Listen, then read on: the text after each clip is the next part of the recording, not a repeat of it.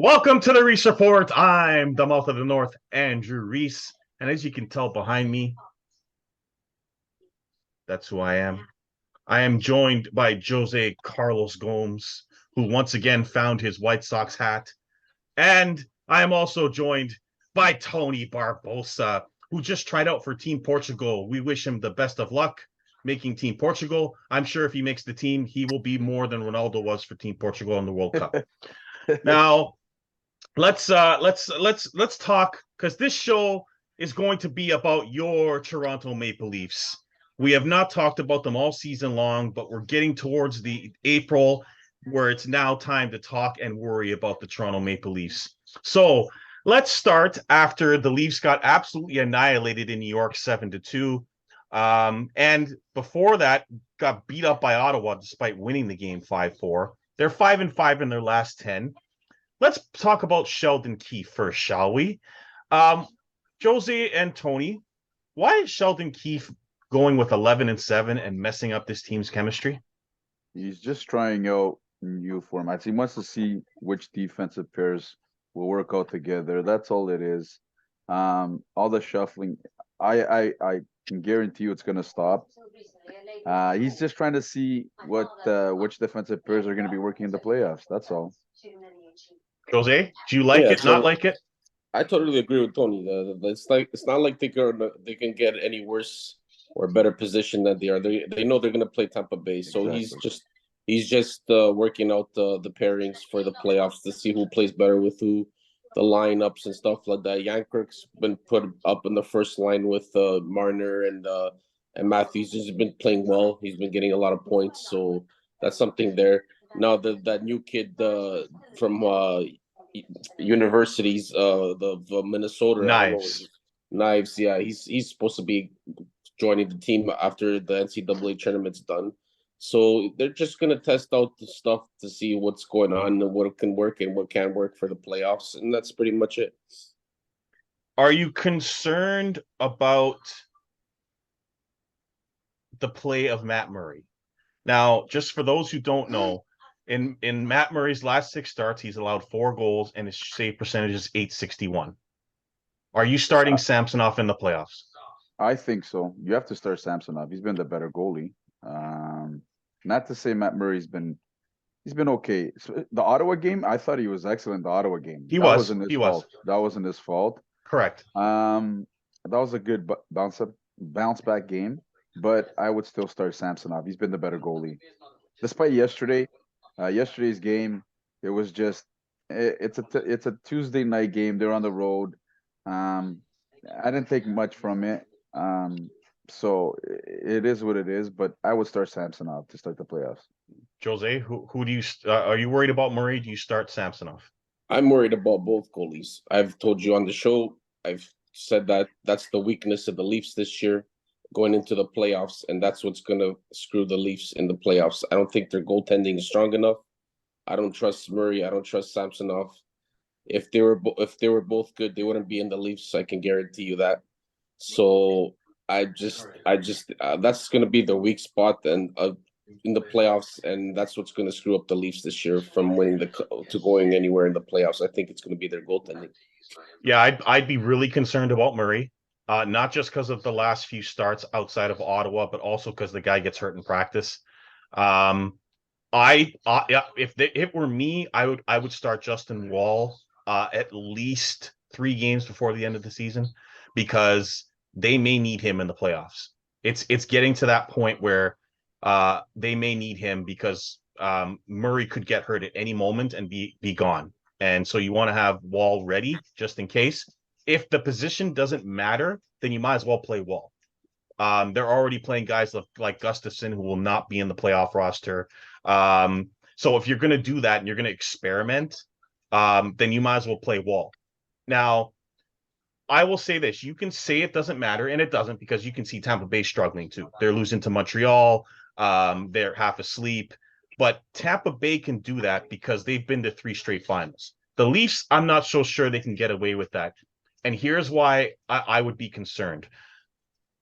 When the Leafs play teams like the Islanders, who are aggressive on the forecheck and will body you and body your defenseman, and you watch the way that game played out, it reminds me of the Leafs playoff series against Boston, Montreal, and Columbus.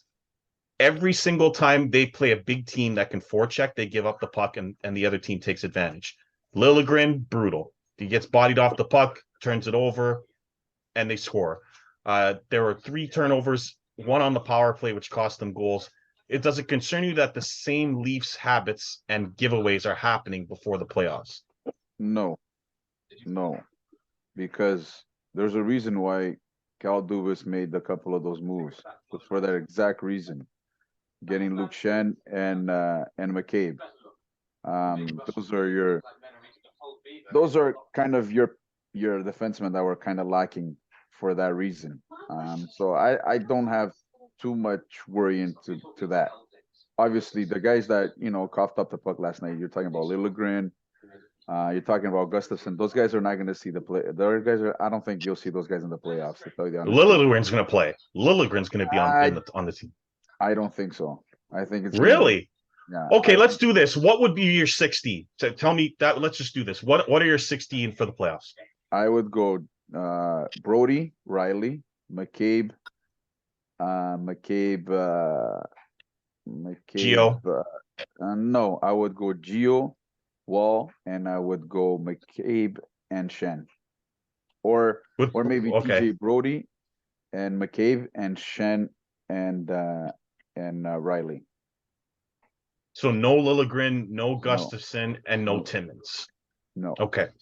Jose, are you worried about the result of that Islanders game and the way that the result happened? No, because look, dude, the Leafs those are the games that happens during the season. Like when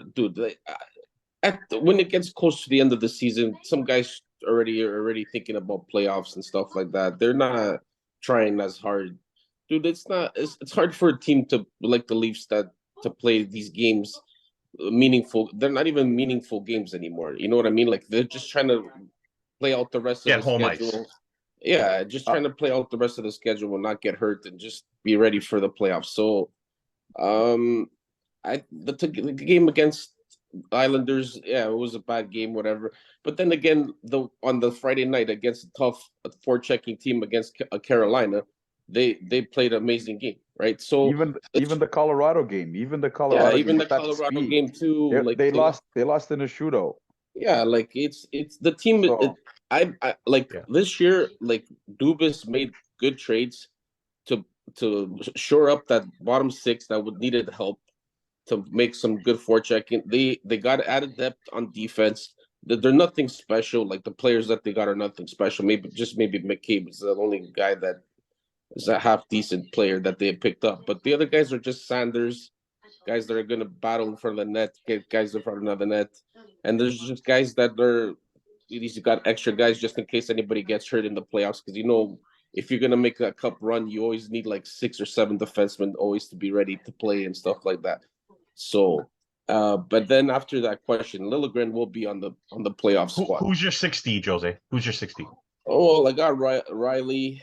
I got Brody, Gio, McCabe, Liljegren, and maybe throw in Shen there. So no Hall. No. Okay. I think he's been up and down all year.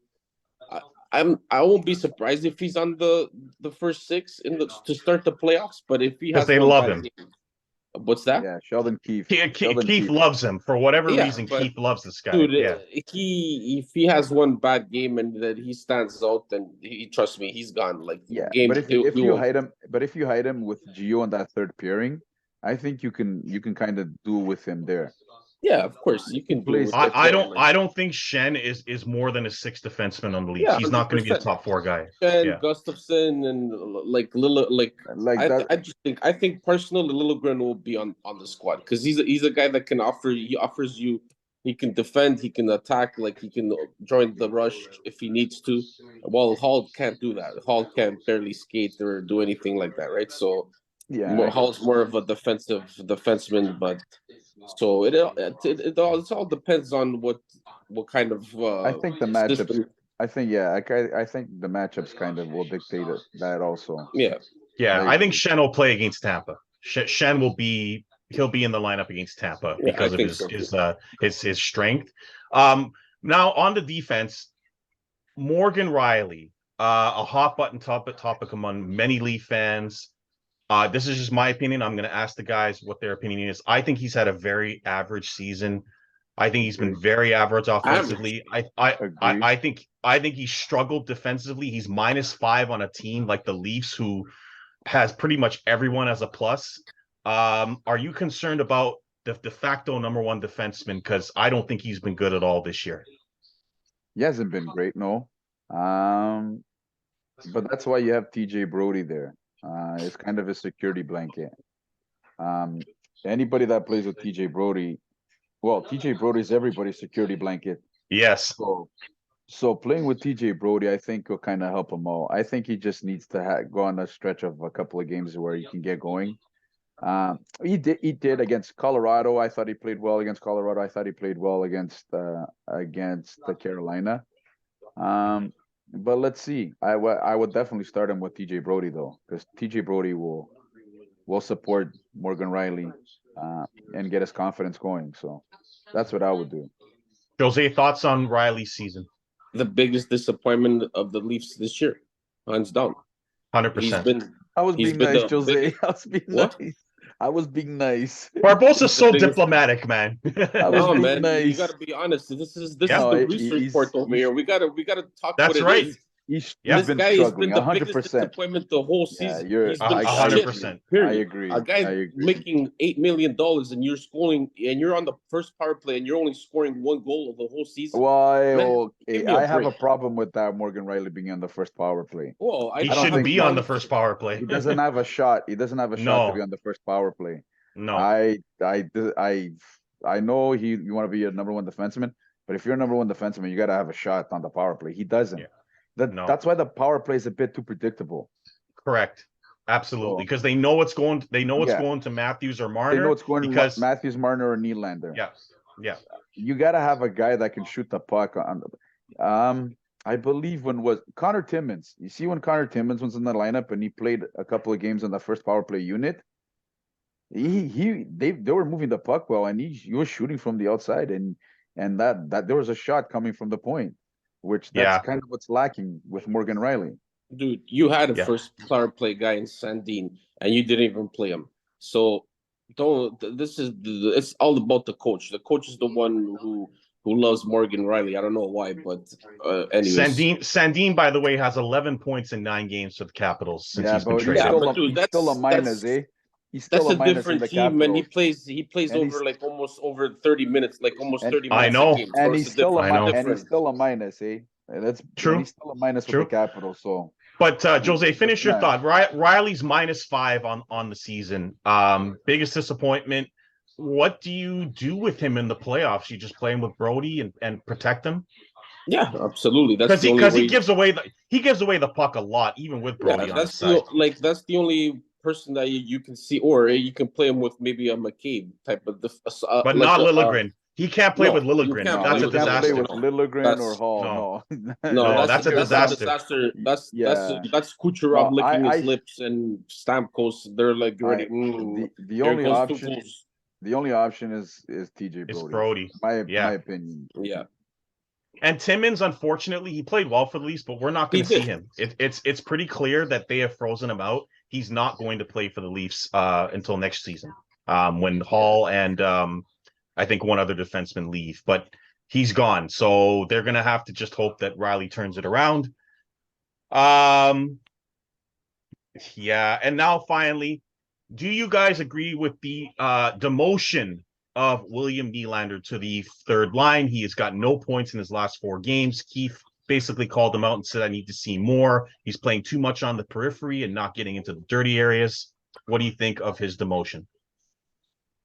It was a warranted demotion. He hasn't been playing well in the last few games, which is mind-blowing because he's been the most consistent Leaf all year. Other than Marner. Yeah, other than Marner, 100%. Yeah. He's been the most consistent Leaf. It was the right move.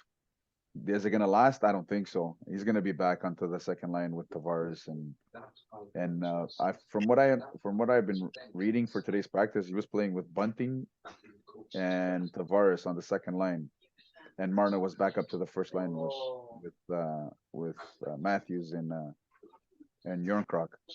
So that didn't last long because you need Nylander to get going ahead of the playoffs. Jose Nylander, did Listen, you like this? Nylander will never get his hands dirty in the battles, in the No, corners and stuff like that. Listen, no. he'll score his 30 goals. He's a fast skater. He's got a nice shot. That's his game. Besides that, you don't expect this guy to be battling on the boards and stuff and getting his nose dirty. That's not his game. So the That's why you coach got can Bunting. expect. What's that? That's why you got Bunting and Tavares there on Yeah, that but line. still, like Those are the guys that are regardless, going to do the dirty work. regardless. But Yeah. if he's not going to be battling for the pucks are not No, always going to be in the 100%. slots for him No. to shoot all the time. So then he's got to smarten up and start getting grind on the boards and do the 100%. plays, the dirty plays. So then he can get ice time. That's the problem with these Leafs, man. The coach gives them these guys too much leeway, man. The big players, like just fucking man up, like be like a Cooper, like bench these guys third period. You're not playing, sit your ass down in the whole third period, and that's your first line too. And those are your main guys: Kucherov, Stamkos, and Brandon Point. They sat their ass down the third period, the whole. Like you don't see Keefe doing that. Why not? Like if these guys Because they took his balls away early in the season. exactly. But that's the problem with this guy has no balls at all, and that's basically the players are the ones that are running this team. So with whatever Matthew wants, then that's what's going to happen. So Yeah, No, but you listen, can't listen. it- But you can't. Okay, when it comes to especially Matthews, you can't say the guy doesn't play well, doesn't give an effort. That guy. I'm not saying but I'm not talking about. Okay, I'm but talking you're about William Nylander. yeah, William William Nylander. Nylander, 100%. But you're talking about the whole first line. No, yes, I agree with you with Nylander. That's why he demoted him to the third line. Hey, buddy, you're not playing well. You're gonna get down. But that's the okay, problem. but I think here's what he's saying, Barbosa. He's not going to do that to Matthews and Tavares. And I'll use Tavares as an example. Tavares has not been great all year. He's No. had bad games. He's been bad at 5-on-5. They don't bench him. They don't send him down because he's the captain of the team. Matthews has been inconsistent a lot this year on the offensive end. He's not getting benched. But when Nylander has a few bad games, he's getting demoted.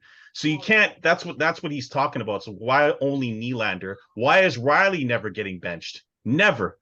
He's been brutal a lot of this season. He's not getting benched. He's not getting demoted. That's a But valid that's point. not even That's the a, point. And That's a right? valid point. That's a valid point. You're right on that one. And Yeah, and one more thing.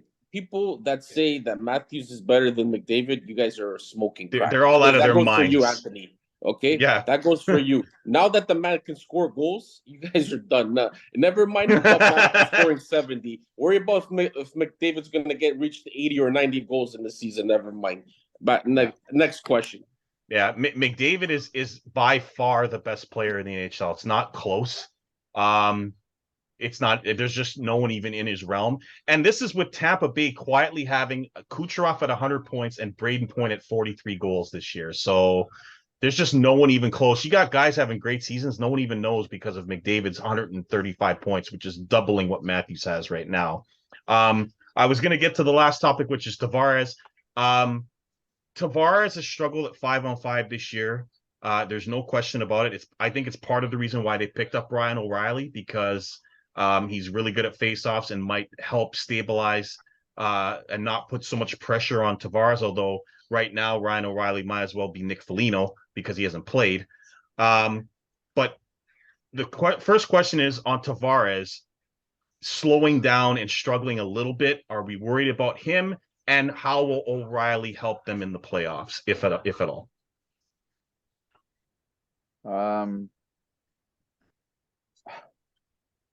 With Tavares, yeah, you could tell he's losing a step. Unfortunately, you got to keep him on center ice right now, because Ryan O'Reilly's got to play third line center. They're not going to play together, basically, is what you're saying. Yeah, I wouldn't play them together. Not to start the playoffs. If things are starting to go, however, then maybe you can move up Ryan O'Reilly there at center ice and move Tavares to the wing. But I would definitely keep Tavares at center ice for now and see how it goes. Um, Now as far as Ryan O'Reilly, how he's gonna help the Leafs, I think he'll help him big time, especially on the defensive end. Um, So and you're the season he had with St. Louis, you're tossing out the window. You're going with O'Reilly will be listen, better because he's on the listen, Leafs. listen. Everybody in St. Louis had a bad year, not Yeah, just Ryan pretty much. O'Reilly. Pretty So much. Yeah. to say because he's had a bad year, the team wasn't the greatest. Right. Right. Um, so let's see now with a different role. Obviously, it's going to be a different role for him, and he's come up clutch in the playoffs for St. Louis before. So not only St. Yeah. Louis, even I believe when he was in Colorado, when they made the playoffs, he came Not up. so much in Colorado because I think that was the Patrick Waugh era. Was it? And then he Didn't they went to make the playoffs? Buffalo. Didn't they make the playoffs one year with even with Patrick Yeah, Roy? they never won with him because it was the Buffalo trade that eventually made Colorado better after they got rid of him and Duchesne at the same time. And Yeah. then McKinnon was elevated to a top line center, and that's when they exploded and Okay. became the team that they became. And Yeah. then obviously O'Reilly had a miserable time in Buffalo before he got traded to St. Louis, and then he became the Conn Smythe winner, obviously 4 years ago.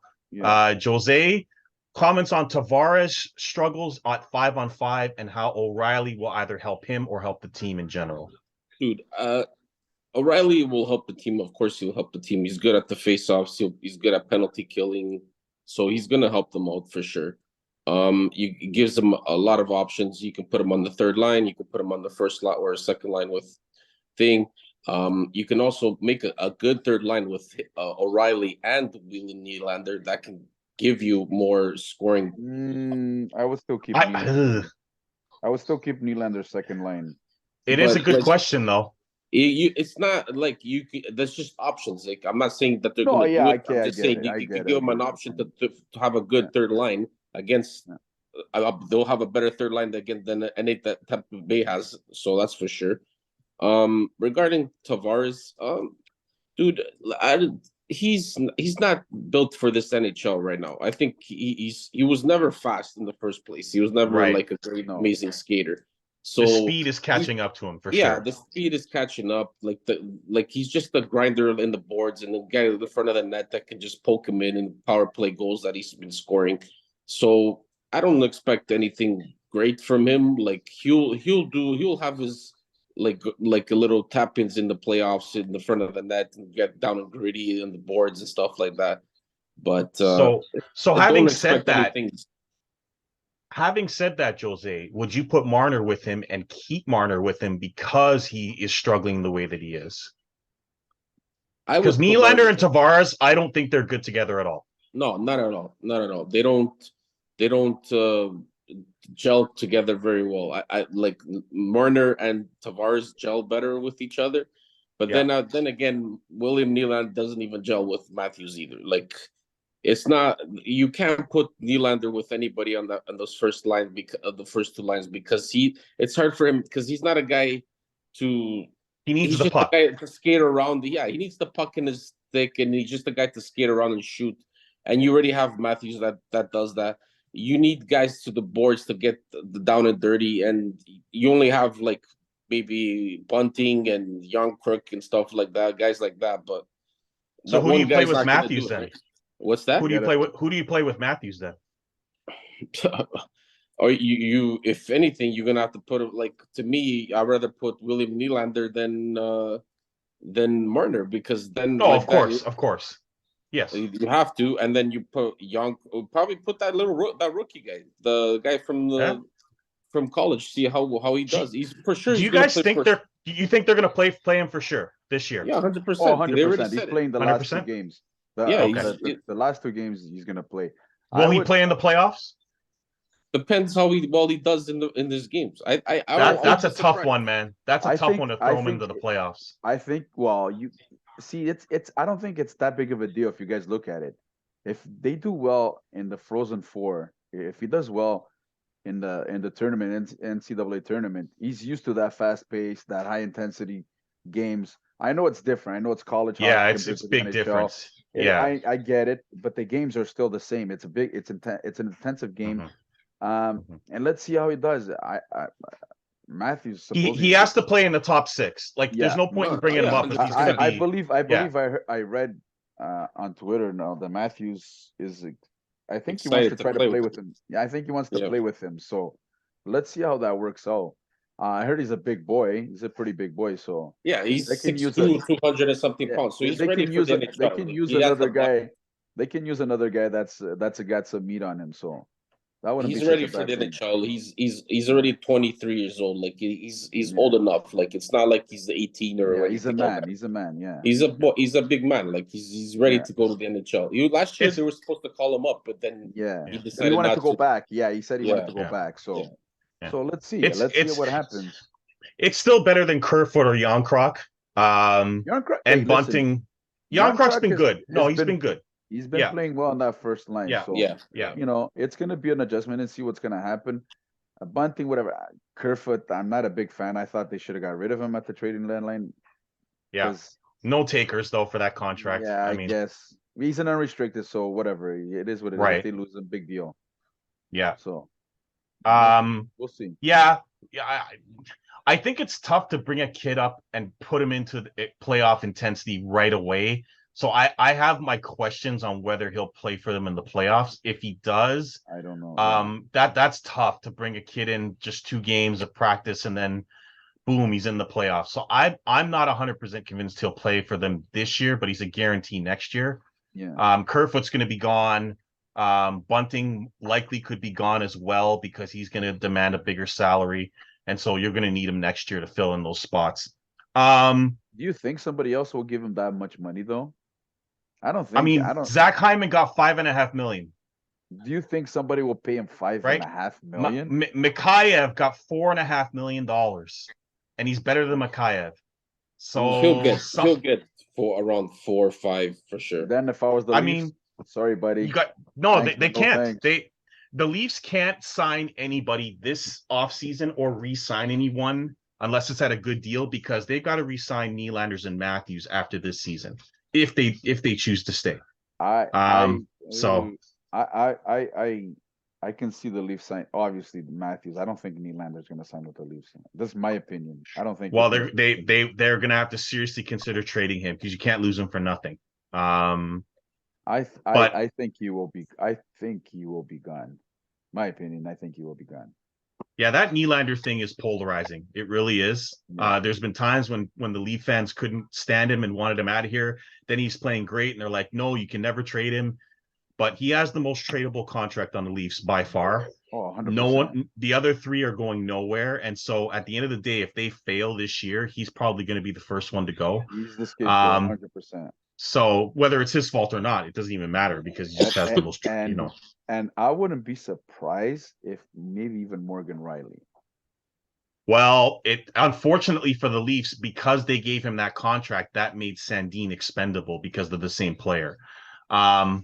If they knew what they had in Sandin, they probably wouldn't have given Rielly that contract, and they could have kept Sandin and perhaps traded Rielly, and you would have had more depth than you have now, and you would have had all your draft picks. But Dubas made a promise, and he's shown so far that he keeps his promises. He wasn't going to trade any of the top 4, and that's what he did. He traded all his picks instead, and we'll see how it works out. But I think the Leafs have been very inconsistent since the trades.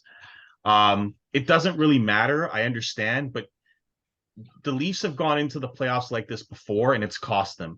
I think they've got to be really sharp heading into the playoffs. I don't think they can be lazy and not care because, man, that Tampa Bay team, I don't care what their record is to the end of the year, they're going to be ready because they're the champs until further notice. They've made the finals 3 straight years. They're going to be ready.